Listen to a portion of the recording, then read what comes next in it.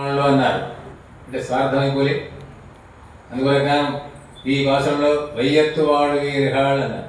అంటే భూలోకంలో కూడా సుఖించాలి అనేటువంటి అపేక్ష ఎవరికైతే ఉందో వాళ్ళందరూ అంటే మనం అంతా వచ్చేసాం అన్నమాట. అందరూ భూలోకంలో ఉండేవాళ్ళు ఎందుకోసం చెప్పారు అంటే వైకుంఠంలో ఉండే వాళ్ళకి అనుభవం లేదు. ఏ అనుభవం లేదు అంటే పరమాత్మ వాళ్ళతో కలిసి ఆడి పాడి ఎగిరి దూకేటువంటి ఏం లేదు. అనేటి సదా పశ్యంతి సూర్య, ఎప్పటికైనా కాలేశ్వరం కూర్చుంటే వీళ్ళు ఎప్పటికీ చూసుకుంటే ఉంటారు. ఎట్లా చూసుకుంటుంటారట, దివ్య చక్షురాహతం అంటే ఈ పరమాత్మ అంతా కూడా వీళ్ళ కళ్ళే నిండు అక్కడ చూసుకుంటుంటారు. కాబట్టి అక్కడ లాభం లేదు. మరి ఈ భూలోకంలో బట్టి అన్ని చమత్కారాలు ఉంటాయండి. ఈ భూమిలో ఉండేటువంటి గొప్పదనేది అంటే సత్వగుణం, రజోగుణం, తమోగుణం ఉంటుంది. అందువరకే ఆ నిత్యశూరులందరూ కూడా ఇక్కడికే వస్తారండి పరమాత్మ సేవించుకోవాలంటే. పరమాత్మ కూడా ఆనందం కావాలంటే ఇక్కడికే వస్తారు. ఎందుకు లీలా విభూతి కదా, ఆడుకుందాం వచ్చేస్తారు. అంటే ఆ నిత్యశూరులు ఇక్కడికే వస్తుంటారు. కాబట్టి వయ్యత్తు వాడు వీరహాళ్ అని సంబోధన చేశారు. ఆ తర్వాత మిగతా 3 భాషల్లో కూడా సంబోధన లేవు. ఆ తర్వాత మళ్ళీ 6వ భాష నుంచి స్టార్ట్ అయింది.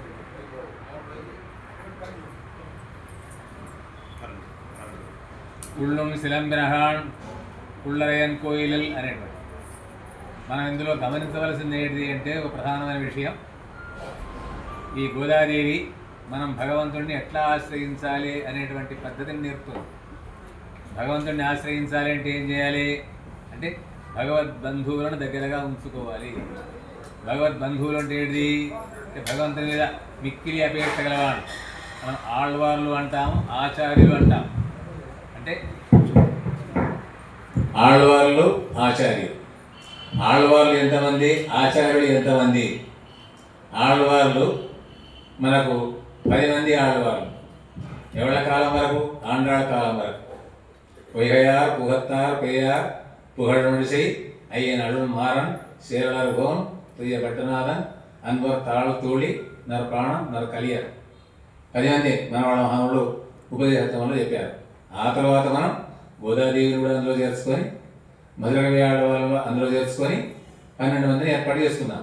కాబట్టి ఇప్పుడు గోదాదేవి ఆడవాళ్ళు అంటే ఆమె దృష్టిలో కూడా ఎంతమంది? 10 మంది ఆడవాళ్ళు. మరి ఆచార్యులు ఎంతమంది? 10 మంది అట. 10 మంది మనకు ఆచార్య రత్నహారం అని, ఆ తర్వాత అస్మత్ గురుభ్యో నమః అని వింటూ ఉన్నాం కదా. అవి ఎన్ని వాక్యాలు ఉన్నాయి? అస్మత్ గురుభ్యో నమః మొదలుకొని చాలామంది సమాచారంలో ఉంటారు. 13 వాక్యాలు ఉంటాయి. మరి ఇప్పుడు 17 మంది మిగతా 3 ఏమైంది అంటే మిగతా 3 స్పెషలైజ్ అట. అంటే స్పెషల్ అంటే ఏంటి? అందులో పేర్లు లేవు. మనం ఎక్కడి నుంచి స్టార్ట్ చేస్తాం? అస్మత్ గురుభ్యో నమః, అస్మత్ పరమ గురుభ్యో నమః, అస్మత్ సర్వగురుభ్యో నమః. ఇలా పేర్లు లేవు.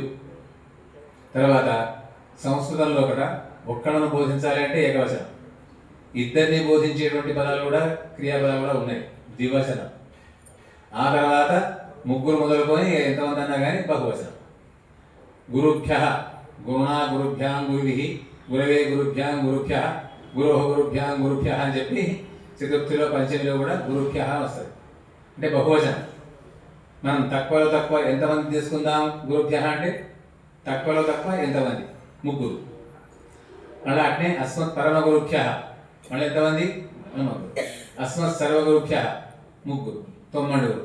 ఎవరు వాళ్ళు? పేరు లేవు.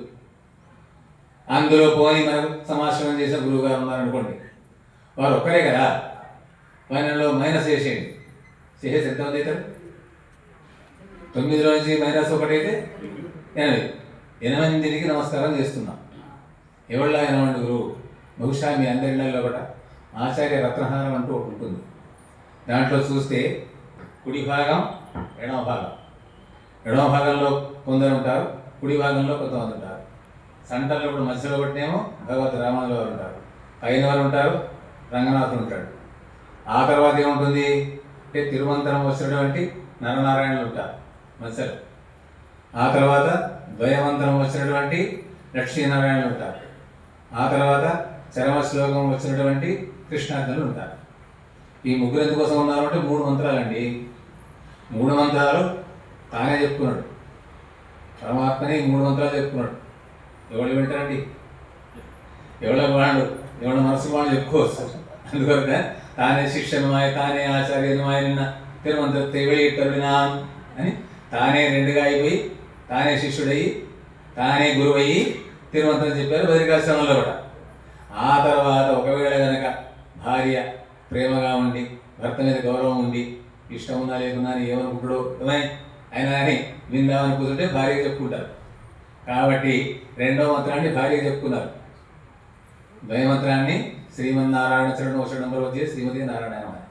ఇక ఆ తర్వాత ఎవరికన్నా చెప్పాలి అనుకుంటే ఒకవేళ ప్రియమైనటువంటి స్నేహితుడు బంధువు చుట్టము శిష్యుడు ఎవరన్నా అయితే వాళ్ళకి చెప్తారు. అందులో కూడా ఆయన అవసరమే. ఏది అర్జునుడు తానే కృష్ణుడు తానే అంటే చెప్పుకుంటాడు.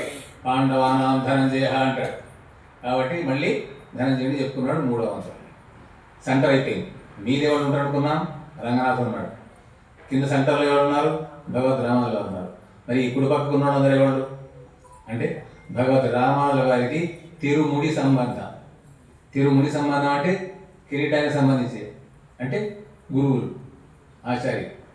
మరి ఎడమవైపు ఉన్నాడు అందరు ఎవరు? తిరువడి సంబంధం అంటే శిష్యులు.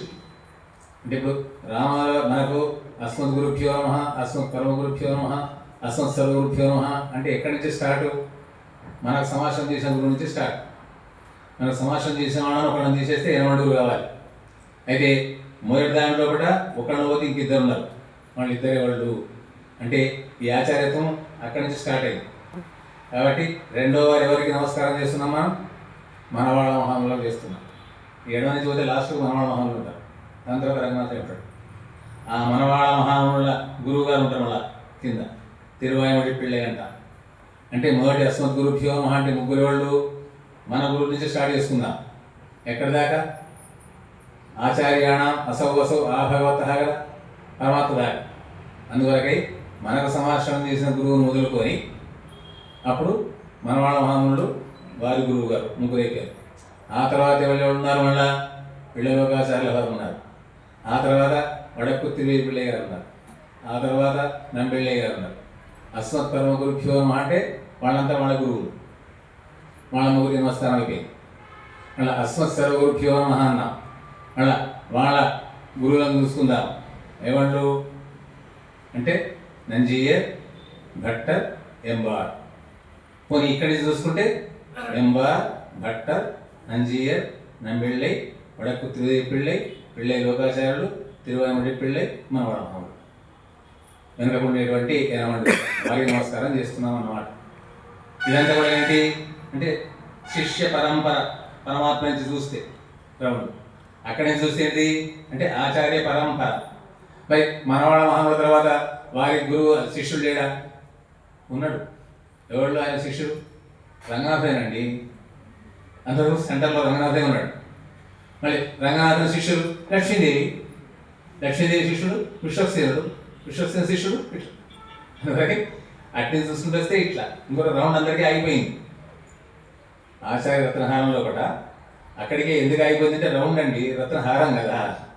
మరి సెంటర్లో ఉన్న వాళ్ళేమో ఇప్పుడు ఏమైపోయింది అంటే 3 కూడా మనం ఇప్పుడు మైనస్ చేసేసినాం. అంటే అస్మత్ గురుభ్యో నమః, అస్మత్ పరమ గురుభ్యో నమః, అస్మత్ సర్వగురుభ్యో నమః 3 అయిపోయింది. పోతే అక్కడి నుంచి ఎంతమంది అయ్యారు? శ్రీమతి రామానుజా నమః మొదలుకుంటే ఎంతవరకు దాకా వెళ్ళాలి? పరమాత్మ దాకా వెళ్ళాలి. 11 3 పోతే 10 కదా. అందువరకు ఈ 10 ఆచార్యులను లెక్క పెట్టుకుంటే వీళ్ళని మేలు పెట్టినట్టు, ఆళ్వారాలను లెక్క పెట్టుకుంటే వాళ్ళని లెక్క పెట్టారు. మరి ఇప్పుడు పుళ్ళు ముసలంబిన హాన్ పుల్లరయ్యని కోయిలు నేను చెప్పే విషయాలన్నీ కూడా మనకు తేకం గోపాలాచార్య స్వామి గారు వారు ఈ తిరుప్పావై అనేటువంటి దాన్ని 2 భాగాలుగా 15 పాసురాలకు ఒకటి 15 పాసురాలకు ఒకటి చేశారు. చేస్తూ అందులో వారు ఏం చేశారు అంటే తిరుప్పావైకి ఉండేటువంటి 4 వ్యాఖ్యానాల్లో కూడా ప్రధానమైనటువంటి 2 వ్యాఖ్యానాలు తీసుకొని అందులో ఇంకా ప్రధానంగా మువ్వాయిరప్పడిని తీసుకొని ఆ తర్వాత ఆరాయిరప్పడిలో ఉండే విశేషాలతో సహా తర్వాత ఆయా కావ్యాల్లో కూడా నాటకాల్లో ఉండేటువంటి మన పోతన గారి భాగవతంలో ఉండేటువంటివి ఇంకా అలంకార శాస్త్రంలో ఉండేటువంటి కూడా దృష్టాంతాలు తీసుకొని రాసి పెట్టారు. ఇప్పుడు నేను ఏ విషయం చెప్పబోతున్నా అంటే ఆ గోపాలచార్య గారు రాసినటువంటి తిరుప్పావైన ఆధారంగా తీసుకొని చెప్తున్నాను. అంటే మరి ఇంకోళ్ళు అట్టే రాసారా, ఇంకోళ్ళు ఇంకో దగ్గర రాస్తారు, దాన్ని లెక్క చేత వారి సిద్ధాంతాన్ని అనుసరించి చెప్తున్నాను నేను. ఇప్పుడు లేపడం ఎక్కడి నుంచి స్టార్ట్ అయింది? ఇప్పుడు పిళ్ళు ముసలమ్మిన పుల్లరయ్యను కోయిలెల్లని అనే ఈ పాసరంలో ఏముంది? పిళ్ళాయ్ అనే సంబోధన ఉన్నది. ఈ సంబోధన ఆళ్వార్లలో ఎవరికి సంబంధించింది అనే విషయంలో కూడా, తర్వాత ఈ చెప్పడంలో కూడా ఆయా మహానుభావుల యొక్క వ్యాఖ్యానంలో దేన్ని ఆధారంగా తీసుకొని చెప్పారు అంటే వాళ్ళ యొక్క రచనను బట్టి, వాళ్ళు వర్ణించినటువంటి వర్ణనలను బట్టి, ఆ పాసరాల్లో ఉండే విషయం ఏమిటి, వీళ్ళు రాసినటువంటి గ్రంథాల్లో ఉండే విశేషాలు ఏంటి జయంతి చేసేసుకుని చెప్పారు అన్నమాట. అందువల్ల పిళ్ళాయ్ అంటే అమాయకురాలు, అజ్ఞానురాలు అని అర్థం. మరి ఈ ఆళ్వారిలో కూడా అమాయకంగా అజ్ఞానంగా ఉన్నది వాళ్ళు అంటే పెరియాళ్ళవార్లు అన్నారు మన గోపాలచారి గారు. పెరియాళ్ళవారు ఏం పెరియాళ్ళవార్లు అజ్ఞానులా? అవునండి, భగవానుడు సాక్షాత్కరిస్తే దండం పెట్టుకోవాలి, కానీ నువ్వు నా కళ్ళ ముందర ఉండకు, వెళ్ళిపో మంగళం మంగళం అని ఉంది కదా. అందుకని అజ్ఞాన దిశగాలే సాక్షాత్కారం ఏంటి అంటే పరమాత్మ సాక్షాత్కరిస్తే మనం శరణాగతి చేయాలండి, లేకపోతే రాకపోతే స్వామి రారమ్మని అనాలి. కానీ స్వామి స్వయంగా వచ్చేస్తే స్వామి వెళ్ళిపోండి అవి మీకు మంగళం మంగళం, ఇది పిళ్ళాయ అంటే. ఈ మొదటి భాషలో కూడా ఈ పిళ్ళాయ అనే సంబోధన ఉంది కాబట్టి దీని ద్వారా ప్రేమ దశలో మనం ఏం చేస్తాం? అమెరికాకు పోయి వస్తుంటాడు మన పిల్లవాడు, 4-5 ఏళ్ళు 4-5 సార్లు పోయి వచ్చాడు. అయినా పోయేటప్పుడు మన తల్లి ఏం చేసి కొడుక జాగ్రత్త, ఆ విమానంలో జాగ్రత్త చెప్తుంటాం. ప్రేమ అండి 4-5 సార్లు పోయి వచ్చాడు, రోజుల కొద్దీ అమెరికా నుంచి రావడం అంటే. అందుకే ఈ మొదటి భాషలో ఉండేటువంటి సంబోధన ద్వారా ఎవరిని లేపినట్టు లెక్క? పెరియాళ్ళ వాళ్ళని లేపినట్టు లెక్క. ఆ తర్వాత రెండవ భాష అంటే లేపే వాళ్ళల్లో రెండవది అంటే 7వ భాషలో అదేంటి? కీసి ఎందు ఎంగు మానే శాతం కాదు పేసరం కేటలేవు అని పేయి పెಣ್ಣే అన్నారు. పేయి పెಣ್ಣి అంటే పిచ్చి పిల్ల అని అర్థం. పిచ్చి అంటే ఏమిటి అంటే భగవంతుని విషయంలో పిచ్చి. ఎప్పటికి ధరిస్తే వాళ్ళకి అదో పిచ్చి. ఎప్పటికి మబ్బులు ధనుర్మాసం వచ్చేసి మబ్బులు 4 గంటలకే లేస్తారు, పండగ ఏం లేదు, మన వాళ్ళు లేస్తారు, మన వాళ్ళు నాన్న తండాలి, అదో పిచ్చి. మా అమ్మమ్మకు మా తాతమ్మ అందువరకు పిచ్చి అట. అందువరకు పిచ్చి పిల్ల ఎవరు ఈ ఆడవాళ్ళలో అంటే కులశేఖర ఆడవారు. కులశేఖర ఆడవాళ్ళు పిచ్చా? అవును. ఎట్లా పిచ్చి అంటే రామాయణం ఏదో పండితులతో రోజు కాలక్షేపం చేస్తుందట. అయితే ఆ రామాయణం కాలక్షేపం చేస్తూ ఉంటే ఆ కథలో కూడా తన్మయుడైపోయేది. దాంట్లో కూడా ఘట్టం వచ్చింది అనుకోండి, ఏంటి? ఖరదూషణాది రాక్షసులు, అమ్ము 14,000 మంది వాళ్ళతో మహారాముడు ఒక్కడ, ఒరే ఎవరా సైన్యం తయారు చేయండి పోదామన్నాడు కులశేఖరరావు. తర్వాత కాశం పిరప్పం కలహాప్త అన్నది, ఆభరణాల ముసలు వచ్చింది. ఈయనకు బాగా మనం ఏమంటాం, గుషిది సినగరి రంగయాత్ర అనుకుంటుంటాం కదా. అందువరకు నేను చూస్తే రోజు రంగయాత్రని పోవులేదేం లేదు. గుషి చేసిన రంగయాత్ర తినే. అయితే ఈయనకు ఈ రంగయాత్ర పోకుండా ఉండాలి అని చెప్పి వాళ్ళు ఏం చేశారు? మంత్రులు, సామంతులు, దండనాథులు అంతా కూడా వీళ్ళకి అయ్యగారు అంటే బాగా పిచ్చి, భగవద్భక్తులు అంటే పిచ్చి అని చెప్పి రోజుకి ఎవరినో అయ్యగారిని ఎదురుగా పెట్టేది. ఇలా తయారైపోతానేప్పటికీ భాగవతోత్తముడు వచ్చింది కాబట్టి అరే ఇవాళ ప్రయాణం బంద్ రేపు అని వాళ్ళు. మరి ఈ పిచ్చి కూడా బాగా ముదిరిపోయింది. ఇది ఎట్లా అని చెప్పి వైష్ణవం అంటే ద్వేషం పుట్టించాలి అని చెప్పి వారి ఆరాధనలో ఉండేటువంటి పెరుమాళ్ళకు సంబంధించినటువంటి దివ్యాభరణాలన్నింటి కూడా దాచిపెట్టేసి, అయ్యో ఆభరణాలు ఏంటి? ఊరికి అయ్యగారు అంటావు కదా, ఎత్తపోయింది వాళ్ళు అనగా మా స్వాములు దొంగలు అని, మా స్వాములు దొంగలు గారు ఇగో నేను ప్రమాణం చేస్తున్నా చెప్పి మా నుంచి ఒక పేద కుండ తెప్పించి దాన్ని ఒక ఘటసత్వాన్ని నుంచి దొంగలు గారు అని చెప్పి నేను అలా చేయబడతా, మీరు పెట్టండి. అయ్యి బాబోయ్ చెప్పి మాది తప్పైందని. అందువల్ల పేయి పెಣ್ಣి అనేటువంటి విశేషం వల్ల, ఈ ఆభరణాల విశేషం వల్ల ఈ వాసనంలో కూడా ఎవరిని లేపుతున్నట్టుగా లెక్క? కులశేఖర ఆడవాళ్ళని లేపుతున్నట్టుగా లెక్క. అందువల్ల కీழ்వానం వెళ్ళెన్ను ఎరుమై. మన తర్వాత మన మీరు ఆచారాల గురించి చెప్పాలి, జ్ఞాపకం ఉంచుకోండి. ఇప్పుడు ముగ్గురే అయిపోయాను, ఇంకా 10 మంది ఉన్నారు. దేంట్లో ఎవరు అనేది చెప్పాలి, టైం ఒకటి చెప్తాం, లేకుంటే ఆగుతాం. ఆ తర్వాత ఏంటి అంటే లేపడంలో కూడా 3వ భాష ఏంటిది? కీழ்వానం వెళ్ళిన ఎరుమై సిరివీడు మేయివాన్ అంటే తూర్పున తెల్లవారుతుంది తెల్లవారుతుంది అన్నారు. దీంట్లో కూడా ఎవరిని లేపినట్టు లెక్క అంటే నమ్మాళ్ళ వాళ్ళని లేపినట్టు లెక్క. ఎందుకు బహుళ భూషణ భాస్కరాయ అన్నారు భట్టవారు పరాంకుశ అష్టకంలో కూడా. అందులో ఇంకా ఇందులో సంబోధన ఏముంది అంటే కోదుకులముడయ పావాయి అని ఉంది. అంటే కౌతూహలం కలిగినటువంటి బొమ్మలాంటి ఓ అమ్మాయి అని పిలుస్తున్నారు. కౌతూహలం అంటే ఏంటి? ఇక్కడ ఈ కథలో బట్టేమో భగవంతుని మీద ఈమెకు కుతూహలం ఉండవచ్చు, లేదా ఈమె మీదనే భగవంతునికి కుతూహలం ఉండవచ్చు. అట్లనే ఈ నమ్మాళ్ళ వాళ్ళు కూడా నమ్మాళ్ళ వాళ్ళ మీద పెరవాళ్ళకు కుతూహలం, పెరవాళ్ళ మీద నమ్మాళ్ళ వాళ్ళకే కుతూహలం. ఎన్ని రోజులండి ఈయన భగవంతుడిని ధ్యానం చేసుకుంటూ కూర్చున్నాడు, 16 సంవత్సరాలు వచ్చేదాకా ధ్యానం చేత అంతటి ప్రేమ. కొన్ని సాక్షాత్కరిస్తే ఓ ఉండు నిమిషం పలుకు నీరు తిండి వెత్తలేము వెళ్ళా తిండిలేదు నీళ్ళు పాలు తాగలేదు. అందుకని ఇదేంటి కోదుకులమడే పావాలి. అందులో సాక్షాత్గా ఏంటి అంటే ఋషింజుషామహే కృష్ణ తృష్ణాతత్వం విబోధితం అని.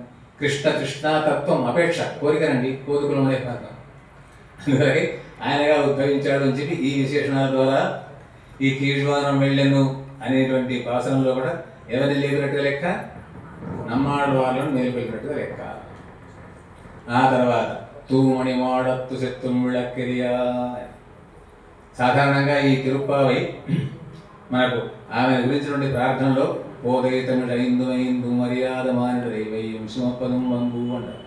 ఏంటి ఐందు ఏంటి? వేదమై తుక్కుం విత్తాహం పోదైతమిడు ఐందు అన్నాడు. ఐందు అంటే 5 ఉంటే ప్లస్సా మైనసా ఇంటూవా డివైడెడ్ బై ఏంది అంటే ఇంటూ అంటే ప్లస్ మైనస్ లేకపోతే ఇంటూ ఉంటుందా? ఇంటూనే ఉంటుంది. ఎట్లా A into B is equal to AB అంటే ఏబి అంటే ఏంటి? మంచిగా ఇంటూ ఉన్నదని అర్థం కదా. ఇప్పుడు A into B is equal to AB అంటారండి బీజగణితంలో కూడా. అంటే బట్టి ఏబి అంటే మంచిగా ఏమన్నట్లు లెక్క, ఇంటూ ఉన్నట్లు లెక్క. కాబట్టి ఇప్పుడు 5 ఉంటే ఇంటూ ఉన్నట్లు లెక్క అంటే ఎంత అయింది? 25 అయింది. మరి 30 కదా. అంటే మొదటి 5 పాసాల యొక్క సారాంశమే మిగతా 25 పాసాల విషయం. మొదటి 5 పాసాలు ఉన్నాయి కదా, దాంట్లో కూడా మనం ఆచార్యులు అంతా కూడా ఏమని భావిస్తారు? పర వ్యూహ విభవ అంతర్యామి అర్చావతారం అంటారు. ఎక్కడ ఉన్నాయండి? ఎందుకు లేవండి? నారాయణ నమకే పరమపదం. వ్యూహం ఉందా? ఉంది కదా, పార్పడలో పై ఎత్తి ఉందా అన్నారు. మరి విభవం ఓంగిలో ఉందని చెప్పారు. అంతర్యామి ఆడినడు ఎక్కడన్నా అన్నా కదా. మరి అర్చావతారం ఎండ్లో ఉన్నది. మాయనై మందులో కూడా అర్చావతారం ఎక్కడ ఉందని చెప్పింది అన్నాడు. పాత్ర మొత్తం చదువుకొని అర్థంతో సహా తెలుసుకోండి. అలా లేదు. మరి ఎట్లా అర్చావతారం ఎట్లా సమానం చేస్తారు అంటే అర్చావతారం చెప్పడంలో కూడా గుణాన్ని ప్రధానంగా తీసుకోవాలి. అర్చావతారం అంటే ఏంటి అర్థం? అర్చ సర్వసహిష్ణు అర్చకపరాధీన అఖిల స్థితి అంటే అన్నిటినీ సహించుకొని అందరికీ అందుబాటులో ఉండేటువంటిది అర్థం. అర్చావతారం అంటే సర్వసౌలభ్యం అని అర్థం. సర్వసౌలభ్యం ఉంది ఈ మాయనయమందు అనే దాంట్లో కూడా. ఏం సౌలభ్యం అంటే మాయనయ్య అని చెప్పి గొప్పగా ఆశ్చర్య గుణాలు కలవాడు అని చెప్పి కూడా లాస్ట్కి ఏమన్నది? దామోదరణయ్య అంటే. దామోదరుడు అంటే ఏంటి అర్థం? వాళ్ళ అమ్మ తాడుతో కట్టేసిందండి కొత్తకు. ఒక ఆ యశోదనే కట్టేయలేదు. ఆ రేపల్లో ఉండేవాళ్ళందరూ కొట్టేవాళ్ళు, తిట్టేవాళ్ళు, కట్టేసేవాళ్ళు అందరూ ఉన్నారట. అంటే ఏంటి అర్థం? సౌలభ్యం అంటే అర్చావతారంలో ఉండేటువంటి సౌలభ్యం అనేటువంటి గుణం మాయనయమందు అనే దాంట్లో కూడా దామోదరణయ్య అనేది ఉంది కాబట్టి అర్చావతారం కింద లెక్క. సరే విషయం అట్లున్నది. ఇప్పుడు ఏంటి మనకు కావాల్సింది అంటే ఎంతవరకు దగ్గర వెళ్ళాము మనం? తూమడి మోడత్ అయిపోయింది. అక్కడికి వచ్చేసాం, తూమడి దగ్గరికి వచ్చేసాం. మనకేమైపోయింది అంటే పుళ్ళు కీషువారం అయిపోయింది. తూమడిలోకి వచ్చేసాం. ఈ తూమడి మోడత్ అనే పాత్రలో కూడా ఆళ్వార్లలో కూడా ఎవరిని లేపినట్టు లెక్క అంటే తిరుమడిసే ఆళ్వార్. తిరుమడిసే ఆళ్వార్ అనేటువంటి వారికే భక్తి సార్లు అని పేరు సంస్కృతంలో. తిరుమడిసే ఆళ్వార్లని తమిళంలో పేరు. ఇందులో ఏముంది అంటే పెద్ద గ్లోబ్ లాగా ఉంది ఆయన పడుకున్నటువంటిది అన్న. తూమణిమోడత్తు సిత్తుం విళక్కిరియా అని లోపల ఉండేదంతా బయటకు కనబడుతుంది. అంటే వీరి హృదయంలో కూడా పరమాత్మ ప్రకాశిస్తూ ఉంటారు. ఎవరి హృదయంలో కూడా? తిరుమడిసే ఆళ్వార్ యొక్క హృదయంలో కూడా. ఎక్కడన్నా పోయి ఆయన ఏదో పిచ్చోడు అనుకుంటే అప్పుడు పరమాత్మను దర్శించని చెప్పి అడిగితే వక్షస్థలు కూడా సాక్షాత్కరించిన పెరుమాడు. ఉన్మహళ ఊమయో అన్ని చెవిలో ఉన్నారు. అంటే వారు భూమియో చెవులో అన్నట్టుగానే ఉండేవాడు. ఎవరైనా తిడుతుంటే మనం ఏం చేయాలి? మూగి వాళ్ళలాగానో చెవిటి వాళ్ళలాగానో ఉన్నానట అట్లే ఉంది. అవసరం వచ్చినప్పుడు ప్రభావం చూపించచ్చు. ఉన్మరళదాను అన్ని చెవుడు అనందరూ ఏమ పేరుంది ఎల్మందిర పట్టాడు మామాయన్ మాధవన్ ఏముందని ఉంటే లేచిందండి. అందువల్ల ఈ తూమని మాడత్తు అనేటువంటి భాషలో కూడా ఎవరైనా లేపినట్టు లెక్క, తిరుమల శ్రీవారు అనేటువంటి మహానుభావుల్ని మేలుకొల్పినట్టుగా లెక్క. ఆ తర్వాత నోత్తు సువర్గం పోయిన్ రామాయ్ అన్నారు. అంటే నోమిన వెంటనే ఫలితం. నోమిన వెంటనే కాదు, నోమక ముందే ఫలితం కూడా అంటారు. వ్యాఖ్యానాల్లో రెండు చెప్తారు. అంటే నోమక ముందే ఫలితం ఏంటి? సాధారణంగా నోమిన తర్వాత ఫలితం. కానీ ఈమె నోసక ముందే స్వర్గాన్ని అనుభవించింది అంటున్నారు. అంటే ఈ పాసురంలో కూడా ఎవరిని లేపినట్టు లెక్క అంటే పొయ్యిగా పూహత్త పేయాళ్ళ వాళ్ళు అంటాం కదా, పేయాళ్ళ వాళ్ళని లేపినట్టు లెక్క. ఎట్లా లేపినట్టు లెక్క అంటే మిగతా పొయ్యాళ్ళ వాళ్ళు పూహత్తాళ్ళ వాళ్ళు వాళ్ళకి పెరుమాళ సాక్షాత్కరిస్తే అయ్యో స్వామికి మంగళహాసనం చేయాలి అని చెప్పి ఒక ఆడవాళ్ళు ఈ భూమి మీద ఉండేటివన్నీ తీసుకున్నాడు. వయ్యంత అకళయ వారలేనియాగా అని భూమిలో భౌతికమైన అన్ని తీసుకొని వారు మంగళహాసనం చేశారు. అవును నేను చేయవద్దా అని రెండో ఆడవాళ్ళు వారు చేశారు. అంగే తగళయ ఆరోమేనియాగా అని ఆంతరంగికమైనటువంటి ప్రేమను భక్తిను వాడు ఇచ్చాడు. మనం ఏం చేద్దాం? ఇక వాడు మంగళహాసనం చేస్తున్నారు కదా, మనం చూద్దాం. సాధారణంగా మనం కూడా పెరుమాళ పెళ్ళి పోతామండి. కొందరు పాపం కష్టపడి మంగళారతి తీసుకుంటారు, కొంతమంది ఏమో మంగళారతి తీసుకోరు. మంగళారతి తీసుకుంటే ఎంత కష్టం అండి. ఇలా నూనె ఉన్నదా లేదా చూడాలి, దీపం మరిగిపోతుందా లేదా చూడాలి, ఇవాళకి అంటుకోకుండా చూడాలి, తనకంటూ చాలా కష్టం అండి మంగళారతి పెట్టుకోవడం అంటే సామాన్యం కాదు. అందుకే మనం ఏం చేస్తాం? ఆడియోటేగా చెప్తాం. కట్నం బట్టి తీసుకుంటారు, కాపాడలేక మనకు అవసరం. అందువరకు ఈ ఆడవాళ్ళకి అక్కర్లేదు. వాళ్ళు మంచిగా మనం సేవిస్తూ మంగళార్తిస్తుంటే తిరుక్కండి కొన్ని కండి తిరగండి మనం తర్వాత సాక్షాత్కరించుకుందాం మనం. కాబట్టి మంగళార్తి లేదని చెప్పి ఇవాళ సంకోచించడానికి అవసరం లేదు. వాళ్ళు నూనె అయిపోయినా లేదా, భక్తులు ఉన్నాయా లేదా, లేకపోతే పక్కన నడుపుకుందామా, ఎవరు శీషాలు తీసుకుని చాలా కష్టపడతారండి కొంతమంది. అంత కష్టమేం అవసరం లేదు, చేయొద్దని లేదు, చేయవచ్చు. కానీ అయితే లేకపోయినా సంకోచం అక్కర్లేదు. వాళ్ళు మంగళార్తి సేవించుకుందాం. అందుకే నోత్తు సువర్గం పోయిన్ రామాయ్ మాత్తముంతారాలు వాసలు తెరవాదార్ అన్నారు. అంటే తలుపులు తీయకపోయినా మంచిదే కానీ మాట్లాడవచ్చు కదా. అంటే తలుపులు తీయవలసిన అవసరం ఈ పేయాడ వాళ్ళకి లేదా అంటే మీద వాళ్ళకు ఉన్నదా? ఉన్నది. ఎందుకంటే ఆ తిరుక్కోవాలి పోయినప్పుడు మొట్టమొదటి పేయాడ వాళ్ళు పోయిందండి. కన్ను మహర్షి వాళ్ళ ఇంటి ముందర గుమ్మంలో కూడా ఏమండి వాన పడుతుంది, కొంచెం స్థలం ఇస్తారంటే సరే అని మండవాళ్ళు ఇస్తే అడు ఆయన ఉన్నాడు. ఆ తర్వాత అదే వానలో బాధపడకుండా ఇంకో ఆడవాళ్ళు వస్తారు. ఇంకో ఆడవాళ్ళు వస్తే ఎవరండి లోపల వాన పడుతుంది, వారు తలుపులు తీశారు. మళ్ళీ ఈ పేయ ఆడవాళ్ళు వచ్చారు, ఈయనకు ఆ పుహత్త ఆడవాళ్ళు తీశారు. ఈ పేయ ఆడవాళ్ళకి అవసరం లేదు కదా, ముగ్గురుతో అయిపోయింది. నువ్వు భాష స్థిరవాద తలుపు తీయకున్నావా అనే విశేషాన్ని బట్టి ఈ భాషలంలో కూడా ఎవరిని లేపినట్టుగా పేయ ఆడవాళ్ళని లేపినట్టుగా. ఏ భాషలో నోత్తు సువర్గం పూజిన్ రామాయ్ అనే కత్తుక్కర వైకనంగల్ పలకరందు చెత్తారు తిరగలి అనేటువంటి భాషల్లో కూడా పుహత్తాడు వాళ్ళు లేపట్లేదు. పుహత్తాడు వాళ్ళు ఏం చేశారు అంటే తన హృదయం, తన ప్రేమ, తన భక్తిని భక్తిగా చేసి అందించారు. కాబట్టి ఆ భాషల్లో కూడా ఎవరిని లేపినట్లెక్క పుహత్తాడు వాళ్ళని లేపినట్లెక్క. ఆ తర్వాత కత్తుక్కర వైకనంగల్ పలకరందు చెత్తారు తిరగలి తూమని నోత్తు కత్తు ఉన్నది అనుకోండి. మూడో భాషలు అంటే ఈ లేపడంలో కూడా మూడలు లెక్క కాదు, ఈ వరుసలో కూడా ఆడవాళ్ళ వరుసలో కూడా ఇంకెవరు మిగిలిందా? నేను నోత్తు సువర్గం అనే దాంట్లో బట్టి నేను మూడో ఆడవాళ్ళని చెప్పిన, అసలు కత్తుక్కర అనే దాంట్లో బట్టి నేను రెండో ఆడవాళ్ళని చెప్పిన. మీరు కనెక్ట్ దాంట్లో ఏమడు మొదటి వాళ్ళు రావాలి, పోయి ఆడవాలి. ఇది ఏమొచ్చింది అంటే ఓ చెల్లెలా అని వస్తుంది, ఫలానా వాడి యొక్క చెల్లెలా అని. అంటే చెల్లెలు ఏంటండి? అవును, ఈయన కాంస్యాం సరస హేమాబ్జే జాతం కాసార యోగినం అని కాసార యోగిన పేరు. కంచిలో కూడా పద్మం నుంచి పుట్టాడండి. లక్ష్మీదేవి కూడా పద్మంలో పుట్టింది కదా, చెల్లెలు కదా, తమ్ముడు కదా అనేటువంటి విశేషణాన్ని బట్టి ఈ పాసరంలో కూడా మొదటి ఆడవాళ్ళని లేపిండ్రు అన్నారు. అయిపోయింది. ఏమైంది? నోత్తు కత్తు కరత్తు. ఆ తర్వాత పుళ్ళిన వాయికి ఇండాని అని ఈ భాషల్లో కూడా ఎవరిని లేపారు అంటే ఇందులో ఏముంది? పళ్ళి కిడత్యో పావాయి అన్నాడు మేము అందరం వచ్చి ఉంటే పడక చూసుకుంటే ఇంకా పన్నం లేవేమింది అని కోపడ్డారు వీళ్ళు. కన్నోళ్ళు వాళ్ళు తొందరడి పొడి ఆడువారు కేవలం విషయాలంపుడయ్యి దేవదేవి యొక్క వరలోబడి ఆయన భగవంతుని ఆరాధన కూడా విడిచిపెట్టి కొన్ని రోజులు అవస్థపడ్డాడు. తొందరడి పొడి అందువల్ల ఆయన లేనట్లు లెక్క ఇందులో. ఆ తర్వాత ఏంటి ఉంగల్ కూడా ఇక్కడై తోటత్తు వావి అందులో కూడా ఏంటి అంటే నానాదాయ్ నా ఉడయాయ్ అన్న. నీకేం సిగ్గులేదా? అంగాయ్ పూర్ణాలు పూర్ణాలు అన్నట్టుగానే మళ్ళీ సిగ్గులేదని తిడుతున్నదా పోతున్నదా తెలియదు. అంటే తిట్టినా పోయినా కానీ భగవద్ అనుభవంలో ఉంది కాబట్టి కదలిక అనేది లేదు. దీంట్లో ఎవరు లేపినట్లు లెక్క అంటే తిరుప్పాణాల వాళ్ళని లేపినట్లు లెక్క. ఎందుకు అంటే ఆయన కావేరీలో కూడా భగవద్ధ్యానం చేసుకుంటూ ఉంటే ఆ శ్రీలోక సారంగ మహాముని తీర్థం కోసం వస్తే ఈయన కదలలేదు, ధ్యానంలో ఉండిపోయాడు. వదిలేడు కొమ్మటి వదిలేడు రాతీసి కొట్టిండు. తాకితే నెత్తు కాకే అయ్యో అపచారం అందువరకు అట్లా వెళ్ళిపోయాడు.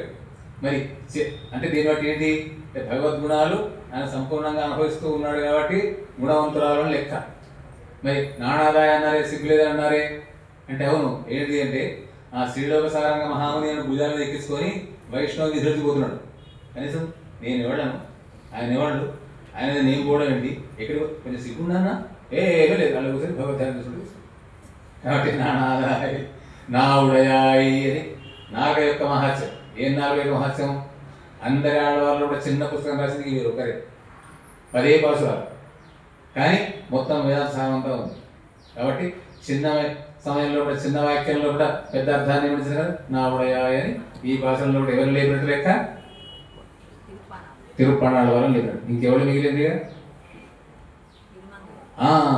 ఎల్లే ఇళంకిడియే అని చిన్న చిలక లేత చిలక.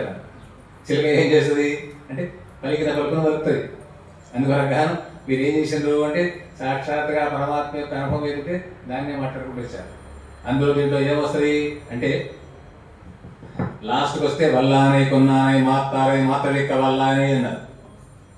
అంటే కోలయాపీడాన్ని సంహరించిన వాడు, ఎవరైతే శత్రువులు ఉంటారో ఆ శత్రువులను సంహరించిన వాడు అన్నాడు.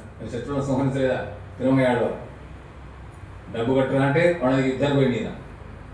మళ్ళీ అబద్ధం ఆడి అక్కడ ఇస్తారని చెప్పి తీసుకొని పోయి కట్టిన వాళ్ళు అందరూ ఉంటే డబ్బులు ఇవ్వాలంటే అక్కడ కావేరి అవతల ఉన్నది రండి అని చెప్పి అందరినీ పడవలు తీసుకొని పోయి డుబ్బుకుని ముంచేసింది. అందువరకే కావేరికి ఏం పేరు? కొల్లడం అని పేరు. అంటే పరమపదానికి పంపిండండి. అందువరకే ఈ భాషలో ఇప్పుడు ఎవరు లేపినట్టు లెక్క తిరుమంగ ఆడవాళ్ళని లేపినట్టు లెక్క. మరి అంత మేలుకొలుపు అన్నాం కదా, అంత మేలుకొలుపు అన్నాం కదా. మరి అయినప్పుడు ఈ ఎల్లి అయిపోయిన తర్వాత నాయకనాయ అని వచ్చేసింది. ఇదేంటి అంటే ఆచార్యులను మేలుకొలిపినట్టు లెక్క. మరి అయినాక అంబరమే కన్నీరే. మరి ఆచార్యులు లేవాలంటే ఒక పాసమే దాన్న. అందువల్ల ఇంకోటి కూడా కావాలని చెప్పి దాంట్లో కూడా పెట్టేశారు.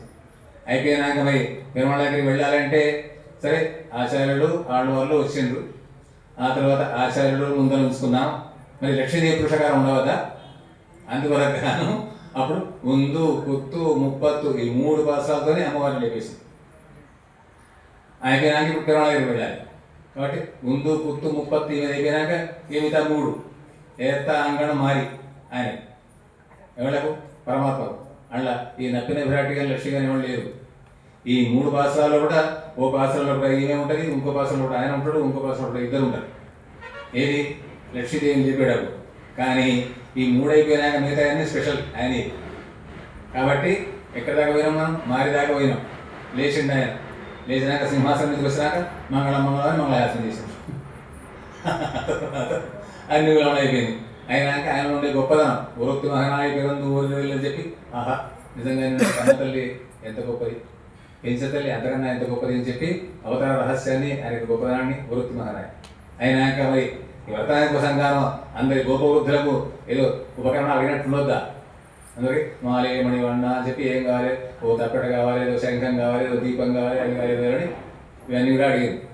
ఇంకేం ఇచ్చిన కొండి అంటే అవి కాదు మాకు కావాల్సి, ఇంకేంటి కావాలి, సంవత్సరం కావాలి అన్నారు, పాయసం కావాలి అన్నారు. కూడా అదే భాషలో కూడా తోడువలే తోడే షవిప్పువే పాడగమే అన్న పలకం అని చెప్పి అన్నారు కదా. అందుకే ఇవన్నీ కూడా ఆత్మకు సంబంధించిన సంస్కారం కావాలని కూడా అయినాడు. మళ్ళా భగవదనుభవం సోస్తుతే సర్వాన్ కామాన్ సహ బ్రహ్మణ విపస్తా అని చెప్పి వాళ్ళు ఉంటే పరమాత్మ ఉండే కళ్యాణ గుణాలండి అవన్నీ అనుభవిస్తామని చెప్పి అందులో అనుభవించారు. అనుభవించిన తర్వాత ఇంకేమైనా పోవచ్చు కదా అంటే కాదండి మా దగ్గర ఏం తెలియలేదు మేము పోం. ఎందుకు తెలియలేదు? మేము రవహేగా పిలిచాను కారం సేరు పోం. అసలు పశువులు వెంబడి తిని పొయ్యి తినేవాళ్ళం అండి. మాకు ఏమి ఆచారం విచారం ఏం లేదు. మరి ఆచారం లేకపోయినాక ఏం పుణ్యం లేకపోయినాక ఎట్లా అనుకున్నాడు? ఆహా ఏం పుణ్యం లేకపోవడం నువ్వు మా కులంలోకి వచ్చినావా లేదా? కాబట్టి మనం సహచారం కింద లెక్క ఒక దగ్గరనే ఉన్నాం. ఇగో ఈ సంబంధం ఉంది కాబట్టి మమ్మల్ని రక్షించి తీరాలేదు. ఏమో రక్షించాలి అంటే 29వ పాసరంలో కూడా ఎత్త ఎక్కువ 7 ఎక్కువ ఉందన్నోడు ఒత్తుమేమో ఉనకే నా అడిసేవో. ఇప్పుడే కాదు ఇక్కడనే కాదు ఈ జన్మనే కాదు 7 జన్మలు కూడా మీ సేవ చేసుకుంటే ఉండాలి అనేటువంటి నిష్కర్ష అంతా కూడా 29వ పాసరంలో చెప్పేసి లాస్ట్కు మరి అన్నీ ఆనాడు గోపికలు కృష్ణుని పొందారు, ఈనాడు గోదాదేవి రంగనాథుని పొందారు. మరి మనకేంటట అంటే ఈ 30వ పాసరంలో కూడా ఆనాడు వాళ్ళు పొందిన విషయాన్ని ఈనాడు ఈ పొందిన విషయాన్ని ఈ 30 పాసరాలు ఇంకా మనం అనుసంధానం చేస్తే చాలు. మనకేంటి అంటే ఓ ఆయన తిరుమలాలు ఎంగు తిరుమల పెత్తు ఆయన 4 చేతులు పరమాత్మ మనకు కూడా మనకు